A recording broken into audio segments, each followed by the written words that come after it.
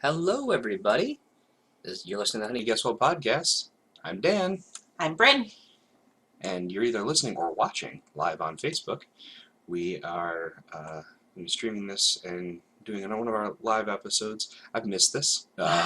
Last week we had a special episode with a guest, and that was awesome in its own right, but this is even The a week different... before we missed, the so week it's before been we a missed. while since we've done a live broadcast. So Yeah, so if you are joining us either after the fact or joining us live right now, thank you. Welcome. So yeah, this is episode 8 of season 2. it is episode 8. I feel like season 2 is going a lot faster. I think we're doing a lot more dynamic, fun things, and that's helping. Mm-hmm. So yeah. Yeah, if you want to check out any of our episodes from this past season or the season before, all of our platforms are Spotify. Most of them are on YouTube, aside from last week. You wouldn't load for some reason. We were having trouble with that. Yeah, didn't like that format, so whatever. Yeah, so give a watch. And if you're listening to this elsewhere, not watching us on Facebook Live, the Facebook Live portions do stay up as videos. So if you want to check them out at some point, they are still here on the page. Yeah. That's all I have to say about that. Thanks, Forrest. So I think we'll just get started. You're going first. I'm going to go first this week. Yep. Yeah. So once again, we've not talked at all what this is going to be about, but I think you're going to know once I start talking about it. So here we go. So start with a little bit of history. I love history. Yep. 1953. Okay. Jacksonville, Florida. Okay. After visiting McDonald's Brothers' original store location in San Bernardino, California, Keith Kramer and his wife's uncle Matthew Burns purchased rights to 2 pieces of equipment called Instant Machines. And they opened their first restaurants. Their production model, based on one of the machines that they acquired in an oven called an Insta Broiler. So the strategy was really successful, and later they required all of the franchises to use this device. The Insta Broiler. Insta Broiler. Okay. In 1959, the company faltered, and it was purchased by the Miami franchisees James McLemore and David Edgerton. They initiated a corporate restructuring of the chain and named it first from their original company name, Instaburger King, to Burger King. Okay. Okay. Yep. So I want to take a break there, and I want to say, right from the get-go, they blatantly admitted they got their idea from McDonald's. Right. Right. Okay. So are you going to tell them, or am I going to tell them? I was hoping you would. Okay, so there's this running joke that Dan and I have between the two of us. One of many, as I'm sure you've realized, we like to make each other laugh. But years ago, oh gosh, it must have been 3 or 4 years ago, Burger King put out a mint milkshake like a couple weeks after the Shamrock Shake was out for the season.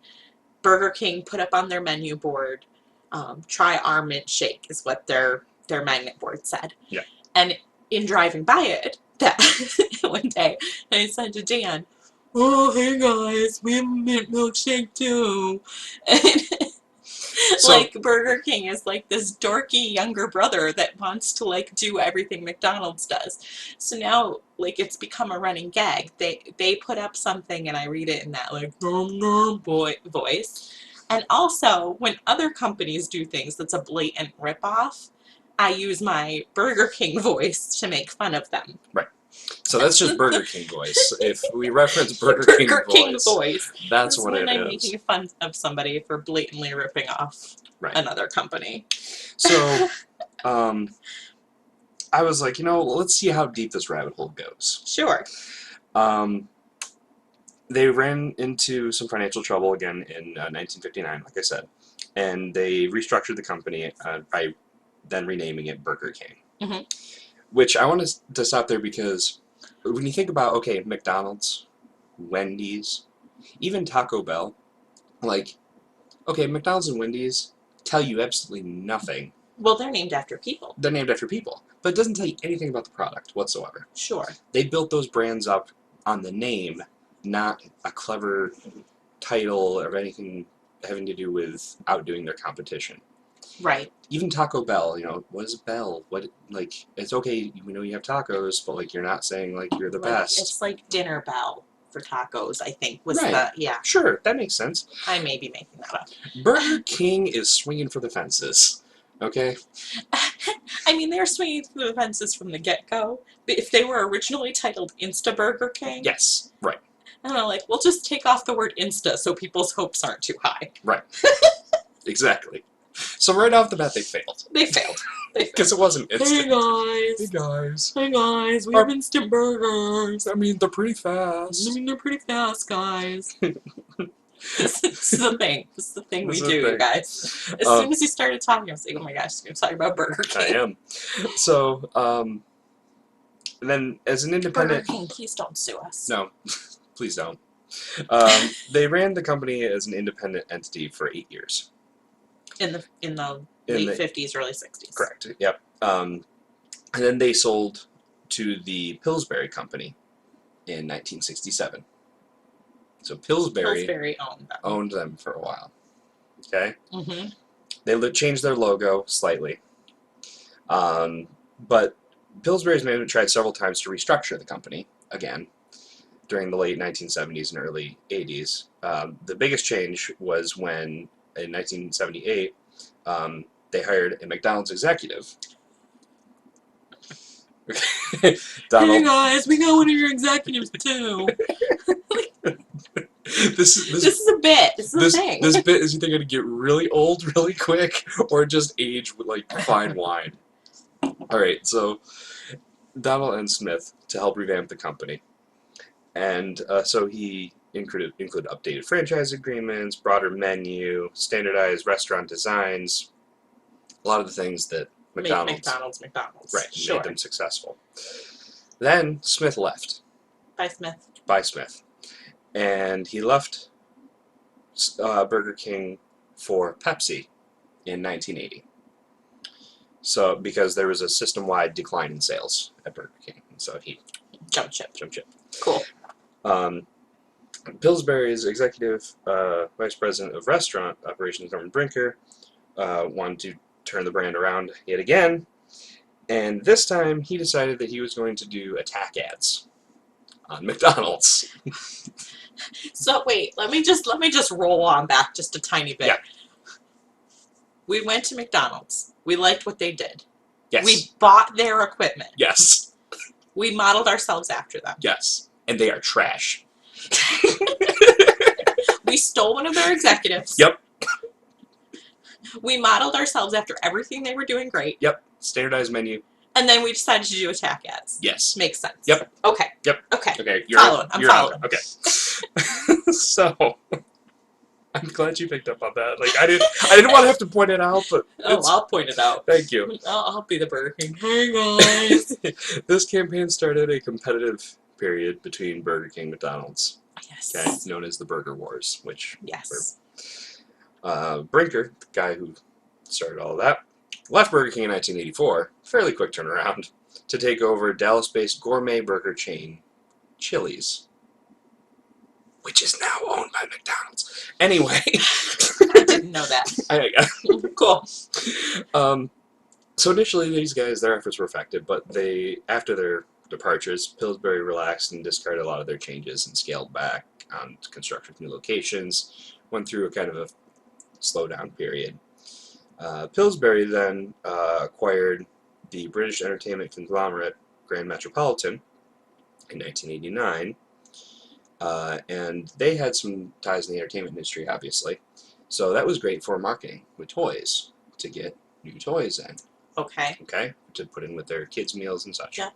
I mean, that's how you get new business, especially going into the 90s. Mm-hmm. Like, it was about getting the newest toy, the toy that went with the hot new movie. Yep. That, I mean, kids don't care if their burgers are delicious or not. They don't care. They want a toy. They want a toy. Yeah. The problem is that all of the changes that they did in their attack ads did not fly well with the Walt Disney Company. Walt Disney wasn't a fan of all the attack ads and the negativity and the public image. Right. And so,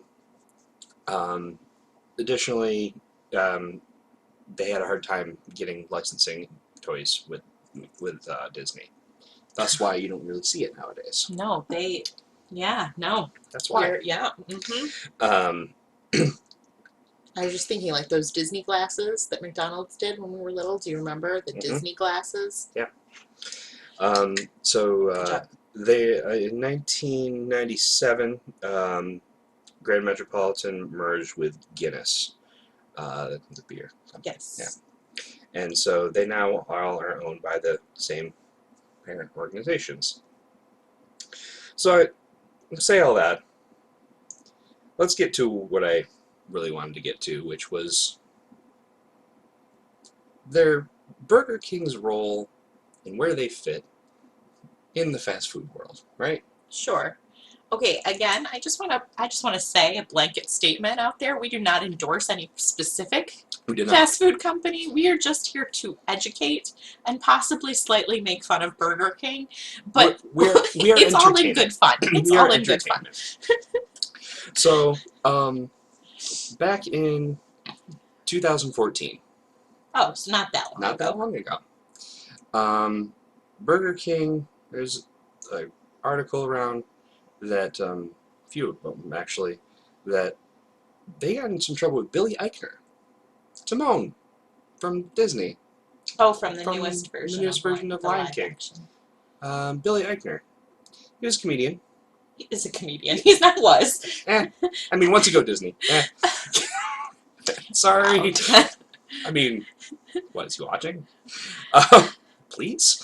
There are people on the internet that every time the word Disney pops up, like lawyers, they have like whole teams. We need to be careful. That's like 5 more viewers. Let's just do it. Oh, right. Dan, throwing caution to the wind. How I've molded you. So, there was a campaign ad where that allegedly they stole one of Billy Eichner's bits. Really? Allegedly. Allegedly. So the article says it's from, let's see, it's from BuzzFeed. They write that Eichner is known for his running around typically with celebrities and asking random pedestrians pop culture questions and acting overly excited. Burger King's latest ad features a man that goes up to 2 pedestrians and asks them questions about Burger King's food in the same unhinged, highly energetic manner. So an Eichner-like. It's an Eichner-like, that it was his bit, something that he got famous doing, Billy on the Street, is his thing. Yeah. And so, okay, that's questionable. Hey guys, we got a comedian on the street too. I mean, you don't know him. He's fine. He's kind of looks the same and asks similar type questions. He's really, really passionate about burgers, and that's our only requirement. We can pay a minimum wage. Anyway. Oh, Dan. In any case, Eichner sued them? Or cease and desisted? What? He mostly blasted them on social media about it. Oh, right. Was like, that's what we do now. I forgot. It was so vague that how do you do anything about it? Yeah. Okay. However, Huffington Post.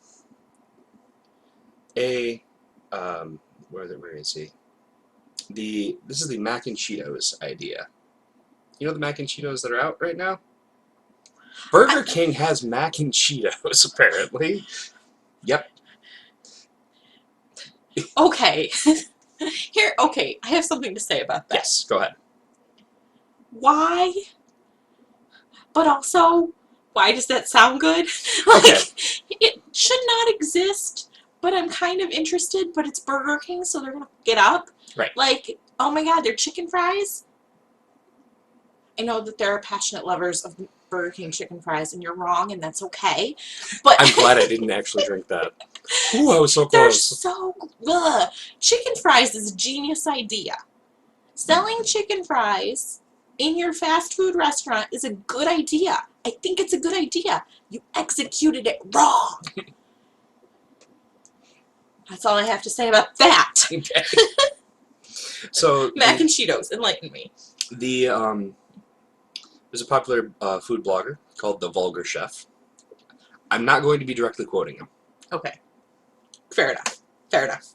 You got a little close there. But there's... I wretched You it did. down. I kind of said it in my mouth. At first, I was like, what the... Like, you're Burger King, he explained.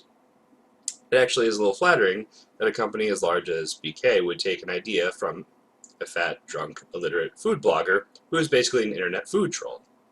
Kind of sad, if you ask me.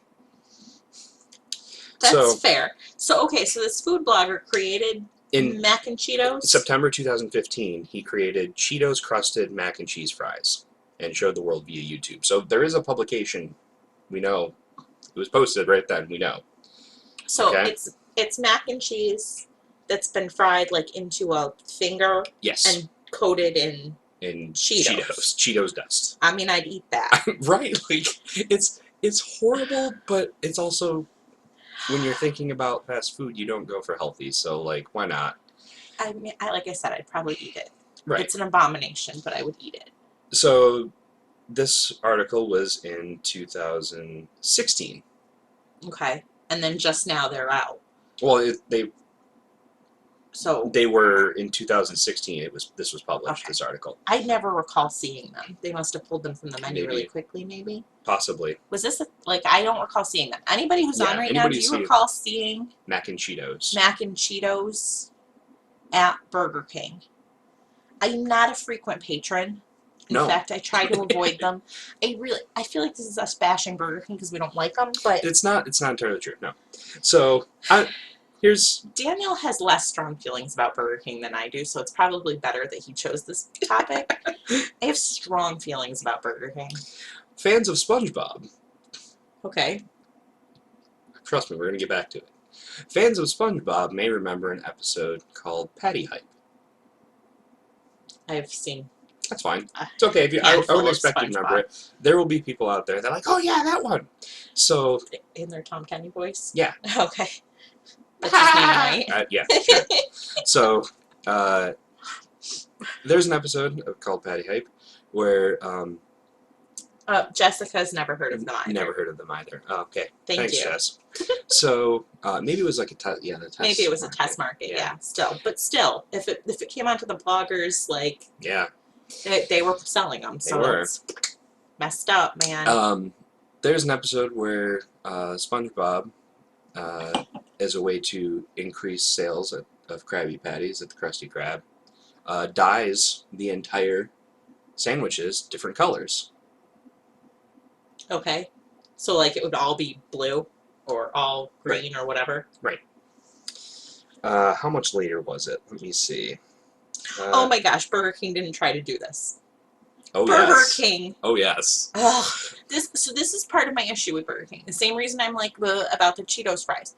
I get that, like, food coloring is something that most people are fine with.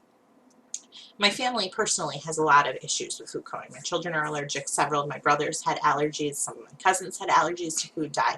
It's a genetic anomaly, I guess. But they are so unnecessary. Like, kids like salty food and sweet food. You don't have to make it like funky colors. Mm-hmm. If they were already eating the cheeseburgers, they definitely do not need to be blue. Right. Red was the one that they went for. All red. The Angry Whopper. There's the Angry Whopper, and then there was the Angrier Whopper, I think it was called, was the one. They had it dyed red. From top to bottom. Mostly the buns, but ugh. Yeah. And red food coloring especially, as someone who didn't eat a lot of it because my brothers were allergic, and I feel like I can taste food coloring in things. It sounds weird. But yeah. It sounds like one of those things that we're making up. But because I don't eat it all the time, I notice it, and red is one of the worst. It's got such a taste. Very descriptive Yeah. taste, but ooh, ooh. I mean, I love Cheetos, so I can't say much. I eat Doritos. I can't but So then there's more attack ads recently. oh, Burger King. Okay. Um,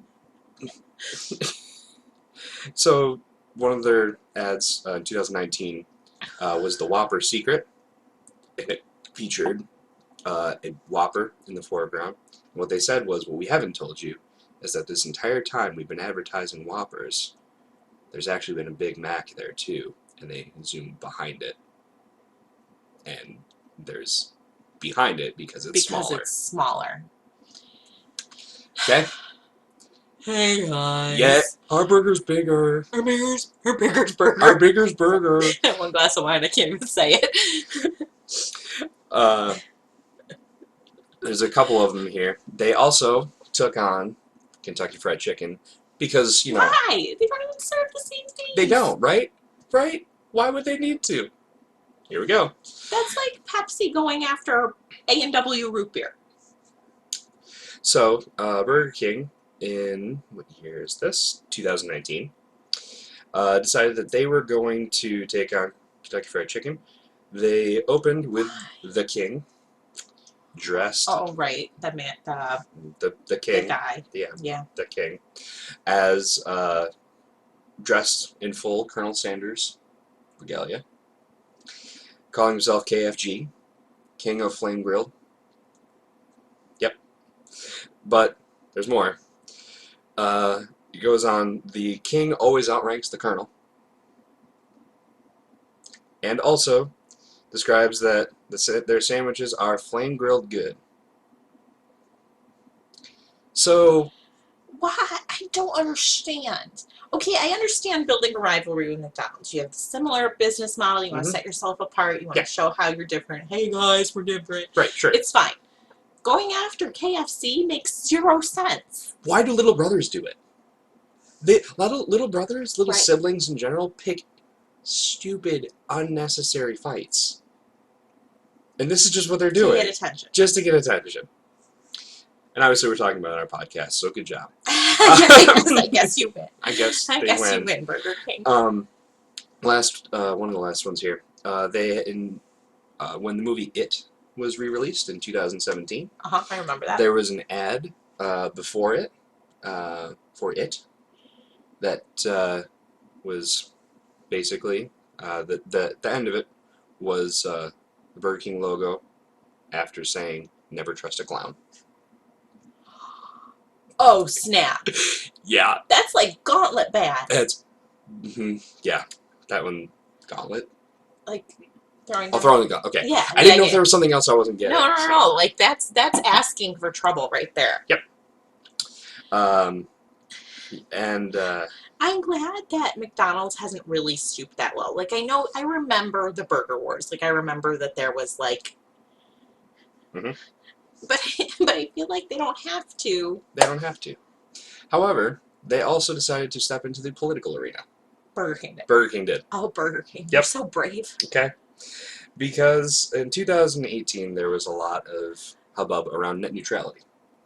Oh, right. Okay. That was the thing. So there was an ad that Burger King put out that featured unknowing customers ordering burgers only to find out that in order to receive their burger faster, I remember these. they'd have to pay more.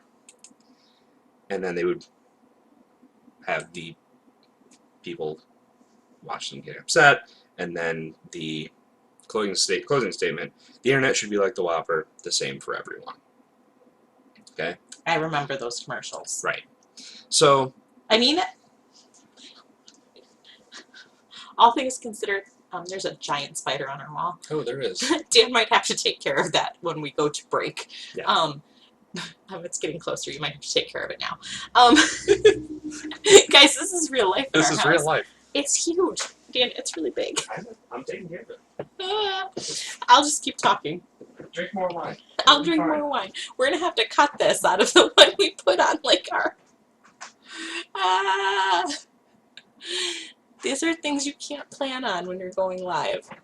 Literally, you're gonna have to cut this out of the Audacity because I can't even remember I'm what we not were cutting talking it. about. No, you have to cut it. I'm This not can't go cutting on it. like Spotify. We'll never get picked It'll up. be great. Oh my god, he was so big, Dan.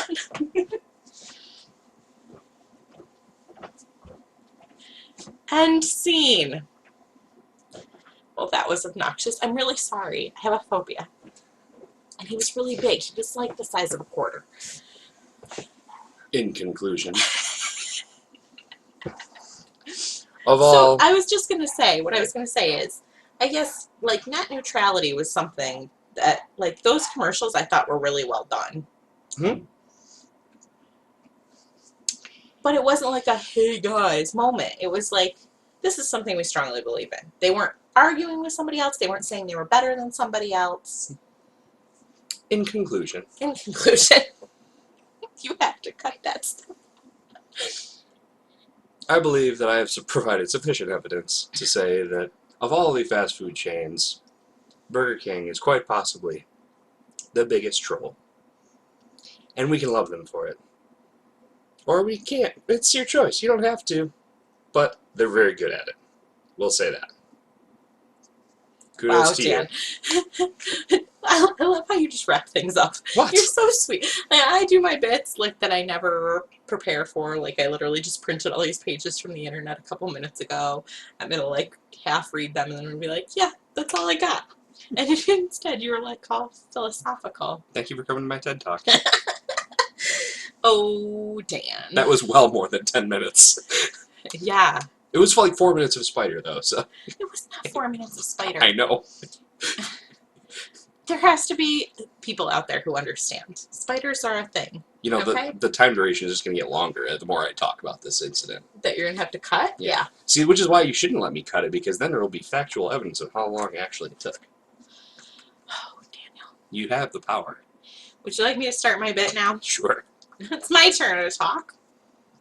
It means Dan can drink. Yes. So Hooray! I told Dan earlier when we were trying to decide who was going to go first. Instead of flipping a coin, now we're kind of like, who's got more to say? We'll let them go first, whatever. I said, well, I kind of picked a hot button topic. He was like, oh, mine's not that hot button. Obviously, though, we got a little heated in it. I kind of picked a hot button topic, and I know that people are going to have some feels contrary to my feels. And if you thought that I got a little heated about Burger King, wait until I come at you with this. The game of Monopoly was invented in 1935. I know this one. I know it. You know what I'm going to say? I do. What am I going to say? It was actually not about capitalism. Yeah, Initially. no, I'm actually not even going to go into about what it was made for. Oh, never mind. Okay, continue. I'm going to tell you why you should stop playing with house rules.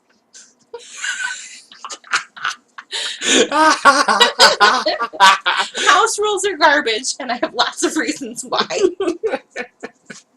Okay, so this is a thing, too. Brynn gets very, very upset when playing a game. If you are not playing by the rules that are listed, especially Monopoly. There is a reason it was created, and it has endured for so long. And it's because people make up their own rules. Continue. It is not. It is because it was written with very specific rules in mind to make the game a game that is fun. And when you add rules, you mess with the time continuum of how the game should be played. And I'm taking a deep breath. I have to say, I do agree with you. I'm trolling you right now. I'm Burger Kinging you so hard right now. Hey guys, I can make up rules too. I have a fun game. Let's park on free parking and everyone gets the money from all the income tax. More money's better. Here's why that's not true. First, I have the 5 most common Monopoly house rules that people use and why they affect gameplay. Then I printed out a list from a Monopoly wiki of house rules like that everybody like has created, different house rules. Some of them are crazy pants. Pages of house rules that people have created that are less widespread, but are still like they're weird house rules. Okay. So probably the most popular house rule that people play by is the free parking jackpot. Yeah. I think that's one that we've all come across. It's one that probably I'm the least offended by because it is played so widely. The reason that it's not great to put, and if, well, let me explain what it is first in case people like me play by the rules that the company has laid out and don't mess with them. The premise of the free parking rule is that any additional fees that you get charged from like the community chest or chance cards, those kind of things get put on the free parking spot. So instead of just becoming a spot where you have respite from being charged money and for, like, instead of just being a spot where you literally are parking for free and doing nothing, it becomes a spot where you get an unexpected windfall. Okay. It's not good because all of those penalties that people are paying then get offset into the economy of the game. So instead of just going into the bank, they then go into somebody's pocket, which means the same amount of money is still in play, which makes the game last longer. All right, that's communism. I'm not talking about that. I'm just going to keep straightening my papers. Every time he interrupts me, I'm just going to straighten my papers. Like, I'm not going to listen. Listen, everyone lives longer if you put the money back in so everyone can have it. And that's bad. It's fine in the real world, I guess. We're not going to get philosophical or political on this. I'm just saying, in a game that's already a very long gameplay, especially the more players that you add, it is long gameplay. Yeah, it is. Why would you want to make it longer? Because you love raging against your family. That's all. That's why we always play it. It's how it always ends anyway. Okay. The second very common, oh, I got flips. That's not right. The second very common house rule is collect double when you land on go. I don't know if you've. I've heard of So that when one. you land on the word go, instead of collecting $200, you collect $400. In my list of like very long variations of house rules, apparently some families play different rules when you land directly on go, such as 1.5 payday, so $300, double salary. Some people do like 10 times salary, which would be insane. Yeah, Jess said she wants it to be as short as it can be, and that's how, like, speed dice, baby. Right. When they introduced the speed dice, which it's an extra die that gets added after all of the after everybody's been around the board once. Yes. It's an extra die that kind of moves things forward just like a little bit, and that I thought was a great addition to the game. It came at a good time. That was a useful thing that the company put out. They balanced the rules, made sure to help move the game forward. So again, the same problem exists when you give people more money when they land on go. You're putting more money into this fake economy and moving things into like taking longer. One of the lessons that can be learned, and this is according to How Stuff Works. How Stuff Works page on Monopoly House Rules.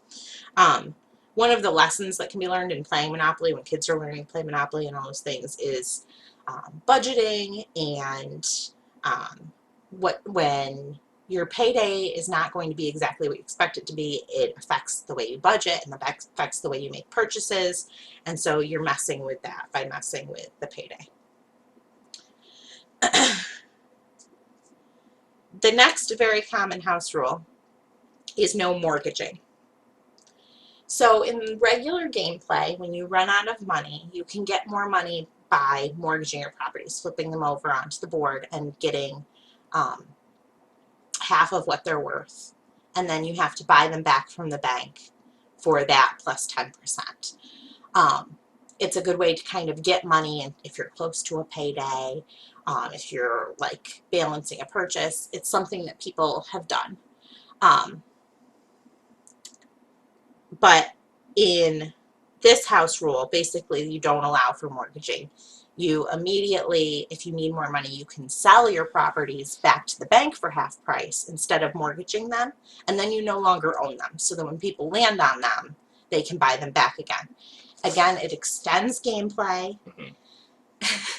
And as they wrote in this article, which I thought was horrible and kind of funny, this house rule reminds us a little too poignantly of the foreclosure crisis and Mm. seems like a tough economic lesson. So, something that's really cool though, I watched a documentary on Monopoly a few years ago, and not about like Monopoly tournaments and like people who like go and are champions of Monopoly, like pro Monopoly players. Trust me, it's an interesting subculture. But one of the things that a lot of them do is just like, oh, this is what you do. Is when you get your monopolies set up and you get your hotels on and houses on your properties, you mortgage everything else. I've seen you So do that as a strategy, like yeah, mortgage things like the cheaper properties and the regardless, whatever it is that you end up getting, it's kind of luck of the draw. There are good ones to get, but if there's any that you don't really want or don't want to develop, you immediately mortgage them so you have that cash available to develop the properties that you do want to make money on, because you don't make a significant amount just by collecting rent on something that isn't developed. So there's that interesting. little tip. So, but that wouldn't be allowed Right, if that you couldn't mortgage properties. So that would be a strategy that would not work with this house rule in play. correct would be completely negated. Um, the fourth common house rule is multiple hotels allowed per property or additional houses. So Mm, the way the rule book reads is that you can buy up to 4 houses, then you buy a hotel, and then you can't improve your property anymore after that. That's it. That's as much space as you have on your land. This house rule would allow you to then buy additional houses and rack it up the rent yeah, exponentially. exponentially. There you go. Yeah. That's a good word. Exponentially. There are twofold problems with this. First is that a person with a hotel is pretty much going to wipe out anybody else anyway. So it's just kind of adding insult to injury. It also creates a housing shortage. So one of the littler known rules about monopoly is that, and it actually goes in the next common house rule, is that you when the bank runs out of houses, you can't buy houses until Oh, somebody yeah, I until didn't know somebody that. buys a hotel and the houses go back in. I didn't know that. So Ooh. creating a housing shortage makes a greater disparity, which will shorten the game faster. But like I said, it's almost like adding insult to injury. And that goes directly into the last house rule that's common, and that's not a housing shortage. So that allows for using pennies or paper clips or scraps of paper to keep track of houses after the bank has run out of houses. Okay, so you have to build evenly on the properties. Yes, unless you have a house rule against that, which is also on this major long list. Which this all makes sense now because you have to build evenly. So you could artificially create a housing shortage. You could do that just so that other people can't develop it, and then even though you're cash poor, you aren't going to lose very much because nobody else can have houses. That's cool. I did not realize that. Well, yes. So a housing market shortage is something that's built into the game on Hmm. purpose. Okay. A lot of people will say like, "Oh, there's not that many hotels in this board. I wonder if it's short."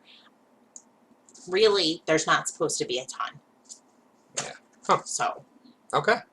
That's good to know. So I say all of that against the 5 most common house rules to say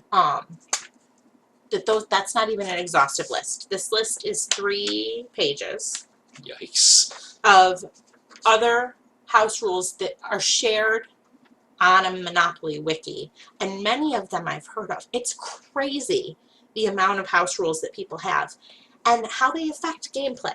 So feel free to comment. Like, we're live on Facebook right now, so feel free to comment if there's a house rule that you use a lot, and whether or not you like it, whether you think it affects gameplay or whatever. I'm going to go through some of the ones that I thought were more interesting, and then we'll get Dan's hot take on them. Hot take. Hot take. All right, hold Hot on. take. Let me get ready. So one that I thought was interesting was there's so many. There's so many. I talked about people getting more money on Go. There are rules for getting penalized for landing on Go. So this one is you get a tenth of the money that you'd normally get. So you get $20 if you land on the Go. This is just for people who like math. Yeah. Right? Or who don't want people to get money. Like I said, it's a penalty. Yeah. End on Go. If anyone lands on the word Go, the game is over. Whoever has the most money wins. That's a shorter way to play, maybe. Isn't there a card that sends you directly to Go? Yes. So that's just like an instant, that's catching the snitch. Yes. That's the Monopoly snitch, isn't that chance deck? Here's another one on the word Go. When someone lands on Go, this is called Go for Monopoly. When someone lands on Go, he gives another player a hotel in their Monopoly for free. What? Huh? I don't understand why you'd even want to do that. Why? That doesn't make sense. Again, it's like penalizing landing on Go. And keep in mind, this is chance. It's all by chance. This is all. Some people just want to watch the world burn. Here's a good one. This is called a Go, Go, Go. If a player lands on Go, he or she has the right to not collect their $200, but instead move their game piece to any place on the board, which I think is interesting. Okay, say that again. I'm sorry. They're calling it a Go, Go, Go. Yeah. So if a player lands on the word Go, yeah, he or she has the right to not collect their $200 salary, but instead move their game piece to any place on the board. That's interesting. I won't say I like it, but it's interesting. Well, at least that's a gamble, you know? Yeah. So if all the properties are owned, you might go to one of your spaces. Right. But then what do you learn by that? Like, unless you're avoiding something. It's strategy. Like, if you go to a chance, you don't know. A chance could be good or bad. Same with community chest. Yeah. Unless you're trying to earn a Monopoly, I don't know why you would give up your $200 to land anywhere. Land directly on the go to jail thing, so you go directly to jail. And you hang out there. And you hang out there, maybe. Could be. Maybe. Here's one that's cool. So there's a couple that are similar to this. Free boardwalk. No. Which is that it just takes the boardwalk out of play, basically. You could, okay. When you land on it, it doesn't cost anything to own, and it doesn't cost anything for rent. You could still get both of them and then charge a lot on Park Place, but it just takes the fear out of boardwalk, I guess. Okay. It's a lot to develop, and it like is the least landed on spot almost. So here's one that's interesting too. This is two different actions that could happen during an auction. One is positive and one is negative. So whether the rule is auction winner or auction loser.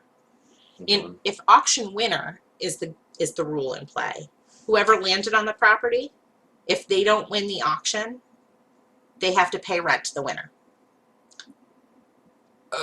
So they're sitting on it. Somebody else buys it in an auction. They now have to pay the rent. You know, that's not bad. Yeah, no. You know, I mean, you're never going to talk me into house rules, so I'm not saying that I would. A little like, again, I'm not saying I would adopt it, but as far as all the ones out there, the thing is, you make a decision to put it on for auction. It's because you don't want it. But then you're giving somebody else the opportunity to bid on it that hasn't landed on it. I don't think you should have to pay the rent. That's silly. It's interesting. Well, on the flip side, this opposite rule says that if you land on a property and don't win the auction, you are quintuple chairman of the board, so every player owes you $250. No, that's dumb. That's crazy. That's dumb. No. you had me on some of these. No. Yeah. Nope. Yeah. I'm out. Here's one that just seems crazy to me. It's called a three's a crowd. If any three players land in a row on 3 unique properties, each player gets an extra $500 from the bank. No, say that again. Right? How do you explain these to people? You must have like a wall in your houses. These are the Monopoly house rules that we play by. This doesn't even make sense. Are you ready? I feel like one of our kids came up with these rules as they were playing. This is called a three's a crowd. If 3 players land in 3 unique properties in a row, Yes. Okay. each of those players gets $500 from the bank. No. Like, that's just... No. That... Mm, mm. How about some funny ones? Yes.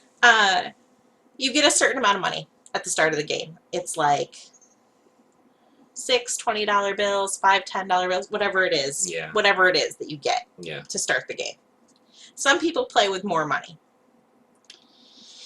They start with basically double of everything you're supposed to get. Yeah, I don't like that one. Some people play with even more money than that and get 3 500s instead of the 2. No, but there has to be scarcity to start the game. Some players like to play with less money. Each player gets $1,000 to start. But then you're just giving away properties in auction. That, I mean, that's all money. Concept is all made up anyway. Oh, so here's one I think you actually would like. This is like a really cool gamble. Okay. Rule. This is called card sellers. So if you land on a chance or a community chest, you pick up your card, and then you can sell it to the highest bidder. Ooh. They don't get to see it. Oh, okay. You don't tell them what it is. But if you choose not to do it, you can sell it to the it doesn't say if you choose not to do it. It says you can sell it to the highest bidder. So that's like a gamble. And how good of a poker face you have. Because, like... Oh, no, it says must not be revealed to any player until it is sold. Right. So, yeah. I mean, I feel like that also just makes the game longer. I would think so. Like, you pick it up, you do the thing, and then you move on. But if you're going through an auction to... Yeah, I don't know. That one I'm not so much a fan of. Like, it could Here's an add option something, but... when you land on chance to do nothing. I choose to not take a chance. No, you have to. It's not free parking. Right? Yeah. That's a house rule that's here. No. No.